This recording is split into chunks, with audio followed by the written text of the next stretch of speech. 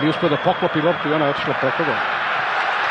Evo sad novog pokušaja, ponovo Eduardo, Šćepović, Vukić i gol! Zvonimir Vukić, 47. minut. Ovdje Šćepović nije uspio, ali je Vukić sve to pratio. 1:0 za Partizan.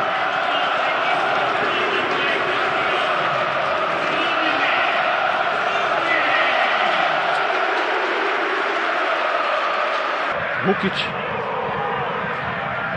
Kamara, traži Aksentijević da priđe malo, međutim Aksentijević ostaje uz bočnu poziciju, uz bočnu liniju. Evo Aksentijevića. Dobra lopta, Ivić prema Eduardu, Eduardo i gol! 2:0 za Partizan. 58. minut. Rekao sam da su ovo situacije kao stvorene za Eduarda.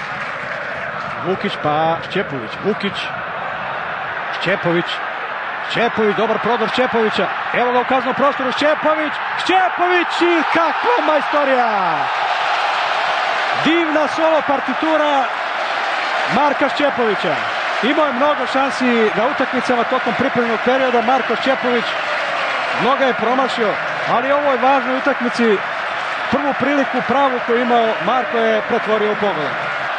Dao veliki značaj jer je bio vrlo upotrebljiv i za ostale saigrače i evo autogola, 4:0, asistirao je Jovančić, a autogol mislim da je postigao Beriša.